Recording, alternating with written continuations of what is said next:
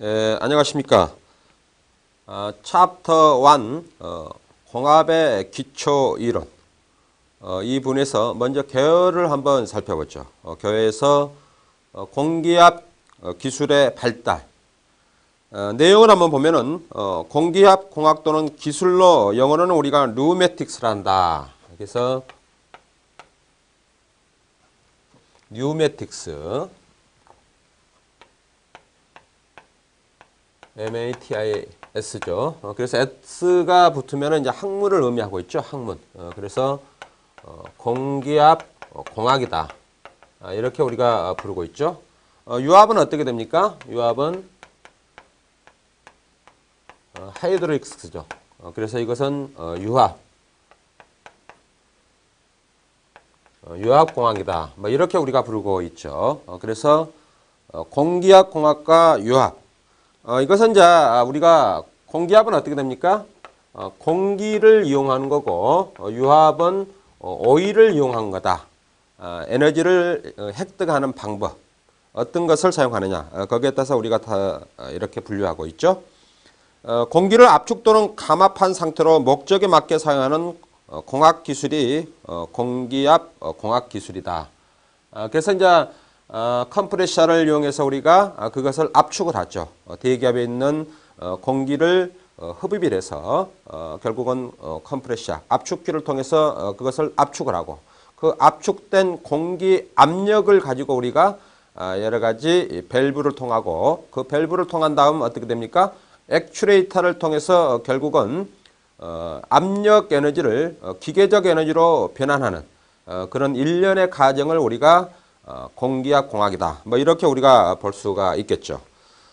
또한 거기에 이제 역사가 나왔는데 역사는 이집트에서 불을 일으키는 부싯돌에 공기압을 이용했다. 그래서 상당히 오래됐다. 뭐 이렇게 볼 수가 있죠. 기원전에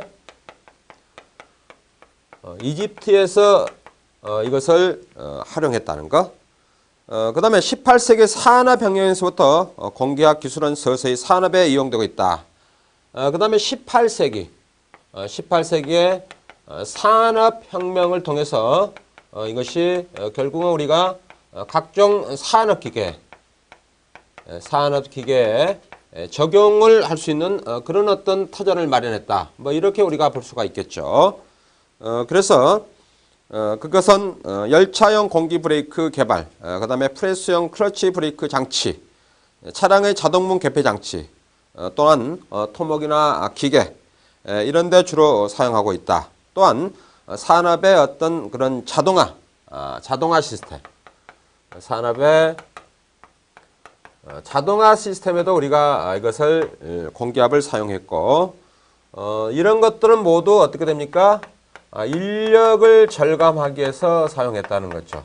그래서 사람이 하는 것을 결국은 어떻게 됩니까? 우리가 기계, 공기압을 이용해서 할 수 있도록 그렇게 돼 있다. 그래서 열차형 어떻게 됩니까? 열차형 브레이크. 열차형 브레이크는 결국은 제동 장치죠. 제동력을 우리가 주기 위해서 사용한 거고 또한 프레스용 클러치 브레이크. 프레스용 클러치 브레이크도 마찬가지죠. 이것도 결국은 제동력을 주기 위해서 우리가 사용했다. 그렇지만 차량의 자동문 개폐 장치, 차량의 자동문 개폐 장치, 이것은 어떤 편리성을 주기 위해서 우리가 사용했다고 이렇게 볼 수가 있겠죠. 그래서 이와 같이 우리가 공기압은 다양하게 사용하고 있다는 거죠. 또한 공기압 장치는 간단한 조작으로 사용이 가능하므로 용도로서는 차량의 문개폐에서부터 치가서의 그라인더, 가정용의 공기 쥐기, 나아가 산업용 로봇 및 미사일 유도탄에 이르기까지는 그 적용 범위는 광범위하게 이용되고 있다는 거죠. 그래서 결국은 이것뿐만 아니고 거기에 있는 것처럼 결국은 어떻게 됩니까? 치과, 의료용으로도 사용하고 있다. 의료용. 그래서 치과에 우리가 여러분들이 치과에 가보면은 그라인더 이렇게 우리가 치석을 제거하는 그런 어떤 스케일링 할 때 그라인더를 사용하죠. 또한 우리가 여러 가지 이 가정에서 공기를 이용한 그런 부분에도 우리가 사용되고 있다는 사실입니다.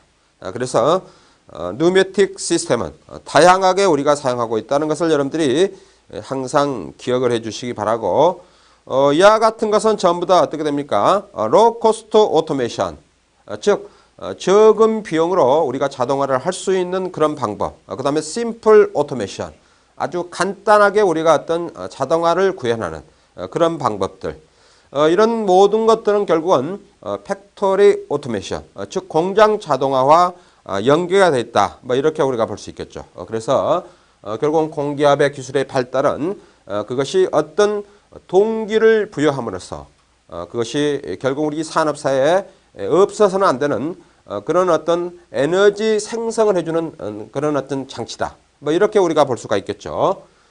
다음 두 번째는 공압의 특징입니다. 공압의 특징. 자, 공압의 특징은 어떤 것이 있는가 살펴보죠. 공압의 특징. 먼저 장점을 보실까요? 장점. 장점과 단점이 있겠죠. 구조가 간단하므로 설비 비용 및 보존 비용이 절감이 된다. 그래서 구조가 간단하다. 구조가 간단. 이로 인해서 어떻게 됩니까? 설비라든가 혹은 유지관리. 유지관리비가 적게 든다. 뭐 이렇게 우리가 볼 수가 있겠죠. 그래서 여기서 구조가 간단하다는 것은 유압, 비교하는 것이 있겠죠. 유압에 비해서 구조가 간단하다. 뭐 이렇게 우리가 볼 수가 있겠죠.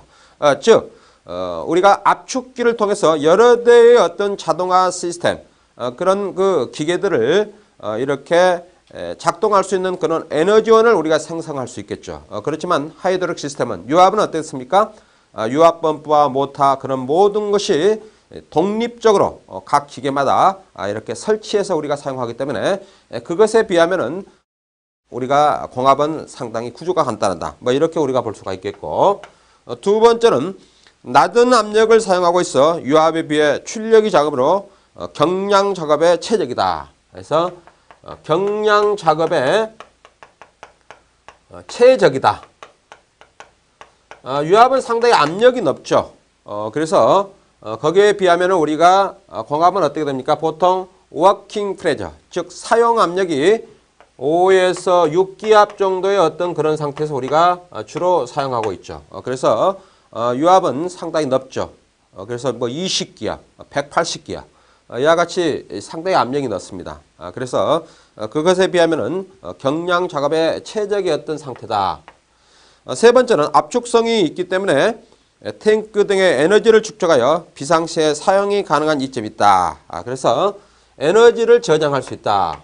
에너지를 저장해서 우리가 사용할다. 이것은 우리가 공기의 어떤 공기 탱크가 되겠죠. 공기 탱크에 우리가 이것을 보관해서 사용하고 있다는 사실입니다. 그래서 에너지 축적이 가능하다는 거죠. 다음은 유체의 저항이 작으므로 고속 운전이 가능하다. 고속 운전. 고속 운전이 가능하죠. 그렇지만 유압은 어떻습니까? 우리가 비압축성 유체고 또한 점성이 있기 때문에 여러 가지 속도가 느리죠. 단 정밀 제어는 유압이 아주 정밀하죠. 그래서 결국은 압축성 유체이기 때문에 그만큼 속도가 빠르다는 거죠. 다음 다섯 번째입니다. 다섯 번째는 압력 조절기를 사용해서 구동력의 무단계 제어가 가능하다. 그래서 무단계 제어가 가능하다. 이것은 어떻게 되죠? 압력을 우리가 제어함으로써 어떤 그 단계에 관계없이 우리가 원하는 어떤 단계로 어떻게 됩니까? 공기압의 압력을 조절해서 사용할 수 있다. 뭐 이렇게 우리가 볼 수가 있겠죠. 여섯 번째입니다. 외부에 누출하여도 유압 해소와 같은 화재, 환경 오염 등의 문제가 없다. 그래서 화재라든가 환경 오염에 문제가 발생하지 않는다. 문제가 없다. 뭐 이렇게 우리가 볼 수가 있고, 일곱 번째는 공기압 배관은 일반적으로 공장 내에 설비되어 있으므로 에너지원을 쉽게 얻을 수 있다. 그래서 에너지원을 쉽게 획득이 가능하다. 뭐 이렇게 우리가 보면 되겠죠. 획득이 가능. 다음 8번째입니다. 8번째는 복귀 회로가 불필요하므로 유압에 비해 배관 작업이 대폭 절감된다. 그래서 배관 작업이 절감이 된다. 유압에 비해서 그렇습니다. 유압은 어떻습니까? 결국은 오일이기 때문에 이것을 다시 탱크로 복귀가 되죠. 탱크로 복귀가 되는 거죠. 오일이. 그래서 유압에 비해서 결국은 그만큼 배관에 간소화를 할 수 있다. 뭐 이렇게 볼 수가 있겠고. 9번째는 사용할 수 있는 온도 범위가 마이너스 40에서 130도로서 유압에 비하여 그 범위가 넓다. 그래서 사용 온도 범위가 레인지가 얼마죠? 마이너스 40도에서 그 다음에 130도까지 어떤 범위에서 우리가 사용할 수 있다. 그래서 유압에 비해서 상당히 온도 범위가 넓다. 뭐 이렇게 볼 수가 있겠죠. 자, 이와 같은 장점이 있는데 단점은 어떤 것이 있는 가 살펴보죠. 단점. 단점은 유압에 비해 출력이 작다. 그렇죠? 출력이 작습니다. 결국은 압력이 낮기 때문에 출력이 작을 수밖에 없죠. 그래서 유압의 10분의 1, 30분의 1 정도, 이 정도밖에 안 된다는 거죠. 그래서 유압에 비해서 10분의 1에서 한 30분의 1 정도의 어떤 출력을 얻을 수밖에 없다. 이것이 단점이 되겠죠. 그래서 큰 힘을 얻을 수 없다. 뭐 이렇게 볼 수가 있죠. 그래서 공압은 우리가 보통 3톤 이하의 어떤 에너지를 이용해서 우리가 여러 가지 자동화 시스템을 구현할 때 주로 사용하고 있다. 이렇게 보시면 되겠습니다. 두 번째는 일정한 속도가 유지가 어렵고 저속에서 속도가 불안정하다. 그래서 속도 제어가 어렵다. 뭐 이렇게 보시면 되겠죠. 속도 제어가 어렵다. 속도 제어가 어렵다는 것은 정밀 제어가 되지 않는다. 뭐 이렇게 보면 되겠죠. 다음은 효율이 낮고 배기 소음이 크다. 그래서 효율이 낮다. 효율이 낮고 그 다음에 배기 소음이 있다.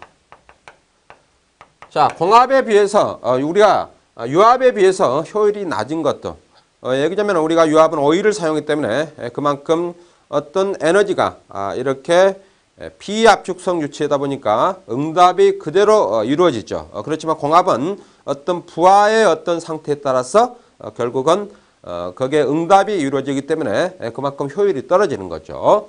또한 공압은 어떻게 되죠? 우리가 사용하고 남은 그런 그 압력은 어떻게 됩니까? 배기로 결국은 배기 소음기를 통해서 우리가 대기로 배출한다. 그것을 여기서 의미하는데 우리가 대기로 배출할 때 여러 가지 소음이 발생하죠. 그 소음을 줄이기 위해서 우리가 뭘 사용합니까?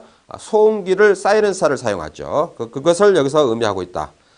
다음 운전 비용이 많이 든다. 운전 비용이 많이 든다. 그래서 운전 비용이 많이 든다는 것은 결국은 공압의 여러 가지 그 효율이 낮기 때문에 이것과 서로 연계가 되겠죠.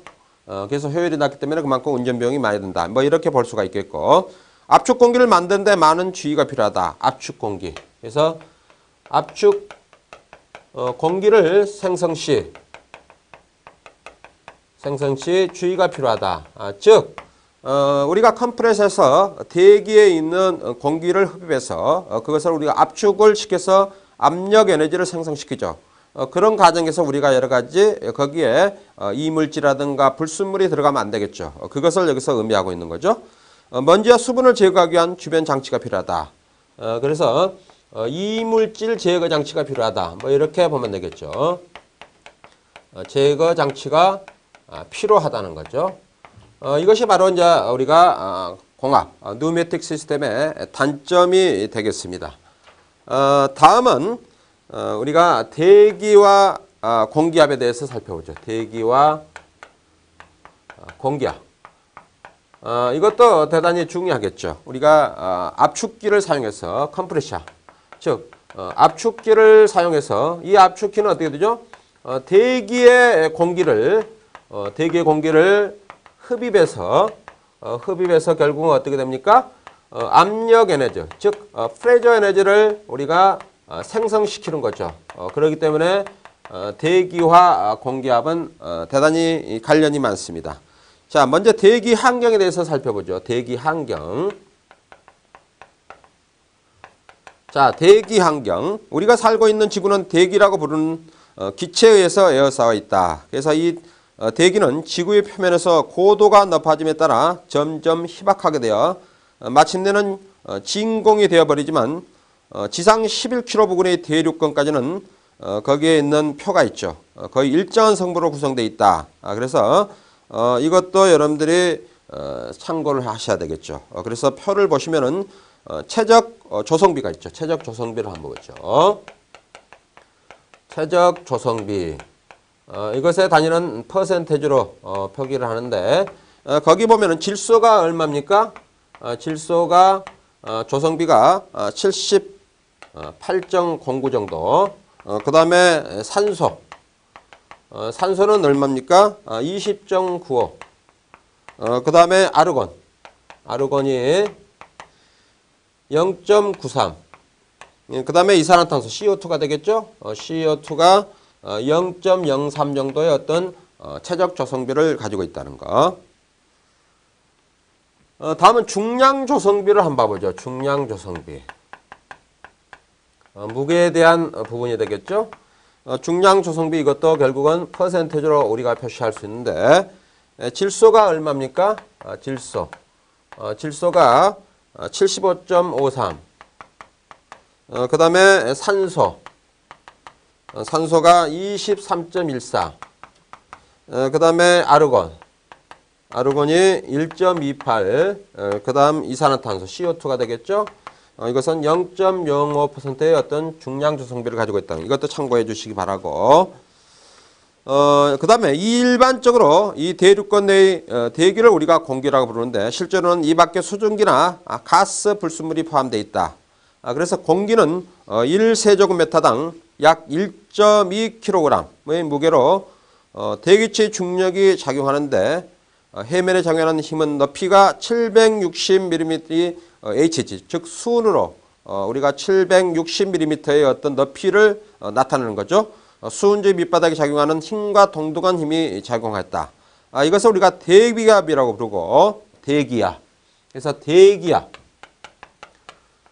대기압의 의미는 어떻게 됩니까?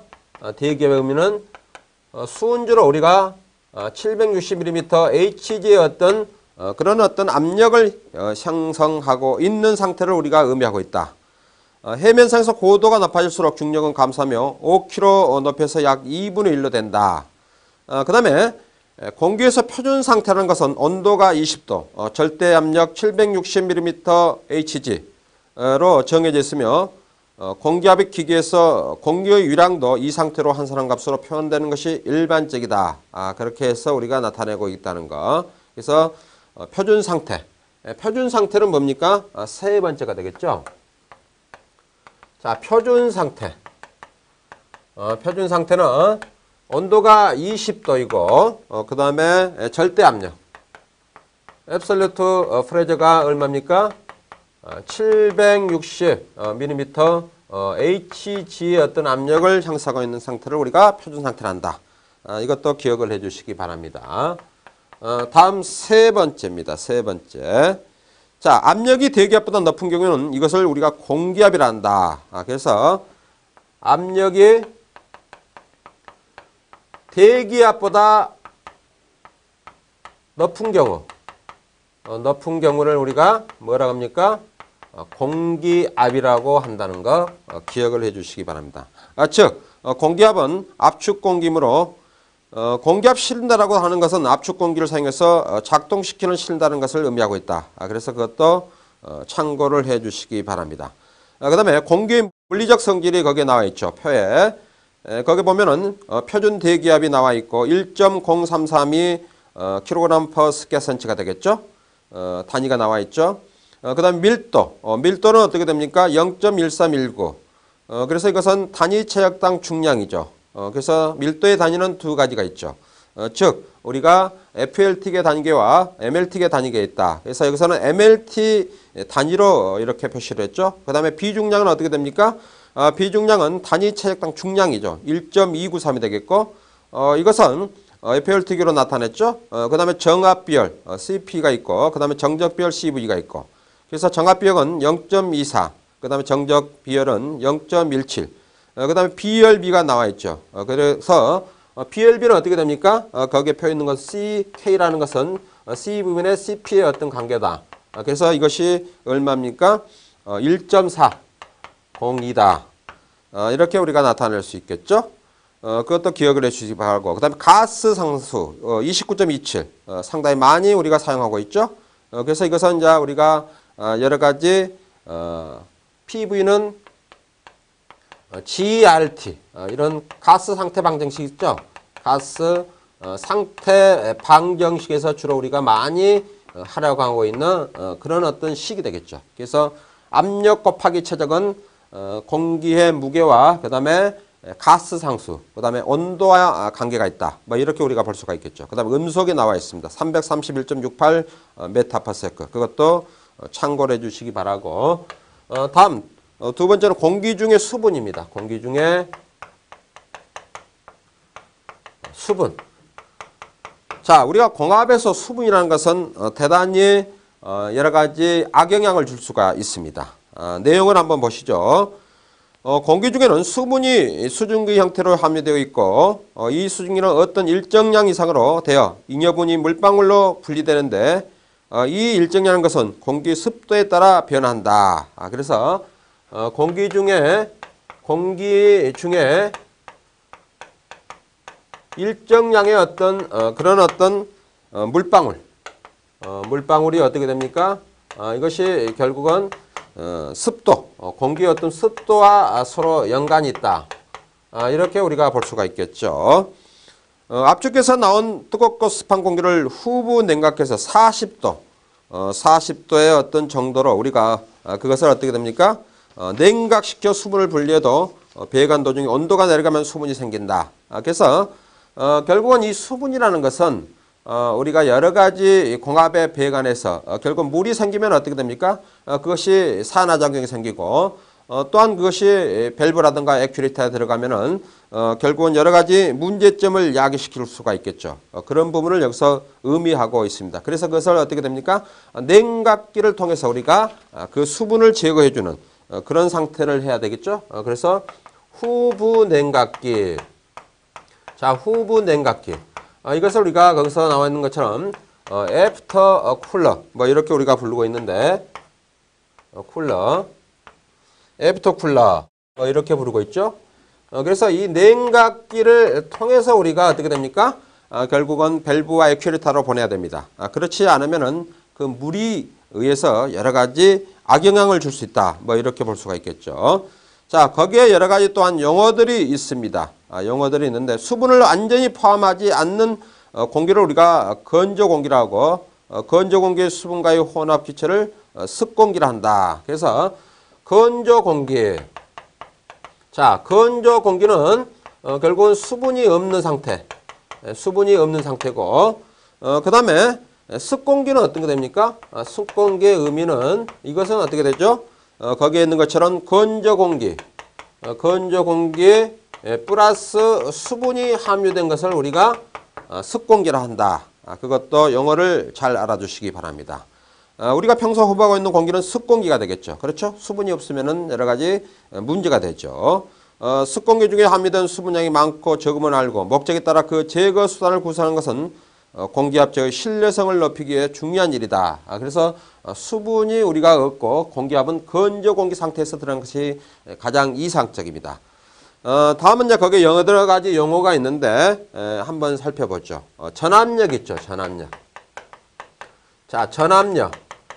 전압력은 뭡니까? P로 우리가 표시하는데 P로 표시하고 수분과 건조 공기의 혼합 기체가 나타나는 압력이다. 그래서 수분과 건조 공기, 즉 혼합 기체가 나타내는 압력이다. 나타내는 우리가 압력, 프레저를 의미하고 있다. 그래서 거기에 단위가 어떻게 됐습니까? kgf per 제곱미터 제곱센치. 그 다음에 ABS로 표시되어 있죠. 절대 압력이라는 거죠. absolute. 그 다음에 수증기 분압이 있습니다. 수증기 분압. 자, 수증기 분압. 이것은 우리가 PW, 월의 어떤 야그가 되겠죠. 그래서 이것은 단위는 kgf per 스퀘어센치. 자, 수증기, 습공기 중에 수증기가 나타나는 분압이다. 그래서 습공기 중에 수증기가 나타내는 수증기의 어떤 분압을 의미하고 있다. 뭐 이렇게 우리가 볼 수가 있겠죠. 그래서 건조공기의 분압은 전압력에서 수증기를 분압을 뺀 것이 되는 거다. 그래서 그것도 알아두시고 건조공기 분압. 이것은 건조공기 분압. 건조공기 분압은 어떻게 됩니까? 전압력에서 결국은 수증기 분압. 수증기 분압을 뺀 값이 결국은 건조공기 분압이다. 뭐 이렇게 볼 수가 있겠고, 그 다음에 절대 압력이 있죠. 절대 압력. 자, 절대 압력. 절대 압력은 우리가 절대 습도가 됐죠. 압력이 아니고 절대 습도입니다. 이것을 우리가 X로 나타내는데, 이것은 어떻게 됩니까? kgf에 per kgf 다시 이렇게 표시하죠. 습공기 중에 함유되어 있는 건조 공기 1kg에 대한 수분의 양이다. 그래서 습공기 중입니다. 습공기 중에 결국은 건조 공기 얼마입니까? 1kgf에 대한 수분의 양, 수분의 양을 의미하고 있다. 이렇게 볼 수가 있겠죠. 뭐가? 절대 습도가. 이것은 여러분들의 용어가 상당히 많이 나오죠. 잘 기억해 주시기 바라고. 다음은 상대 습도입니다. 상대 습도. 다 중요합니다. 이것도 여러분들이 꼭 기억을 하셔야 되겠고, 이것은 우리가 파이로 표시하는데, 어떤 습공기 수증기 분압과 그 온도와 같은 온도에서 포화공기 수증기 분압과의 비율을 의미한다. 그래서 파이라는 것은 어떻게 나타납니까? PS 분의 PW 곱하기 100으로 해서 우리가 나타내는 건데, 자, 습공기 수증기 분압과 그 온도와 같은 온도에서 포화공기 수증기 분압, 포화공기 수증기 분압으로 우리가 표시한다는 거 기억을 해 주시기 바랍니다.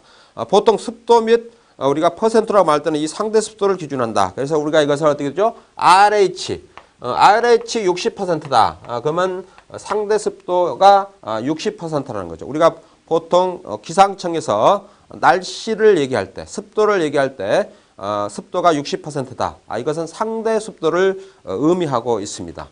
잘 기억을 해 주시기 바라고. 다음은 노점 온도입니다. 노점 온도. 노점 온도도 중요합니다. 노점 온도. 자, 어떤 습공기 수증기 분압에 대한 증기 포화 온도를 의미한다. 그래서 습공기의 수증기 분압에 대한 수증기 분압에 대한 증기의 포화 온도, 포화 온도를 의미한다는 거 기억을 해 주시기 바랍니다. 중요합니다. 그래서 수증기 분압을 가진 포화 공기 온도이다. 어떤 습공기에서 그 노점 온도 이하의 온도를 갖는 물체가 닿으면 그 물체 표면에 이슬이 생긴다는 거. 그렇게 해서 우리가 알아봤고, 그 다음에 거기에 또 보시면 우리가 포화 수증기 양이 표시되어 있죠. 그래서 상대 습도가 100%에 대해서 이렇게 나와 있습니다. 그 표도 여러분들이 한번 참고해 주시기 바라고, 방금 제가 말씀드린 절대 습도, 그 다음에 상대 습도, 노점 온도, 물론 다른 용어들도 중요하지만 이 세 가지는 자주 사용하고 또한 여러분들이 적용을 많이 할 것으로 생각이 되기 때문에 기억을 꼭 하시기 바랍니다.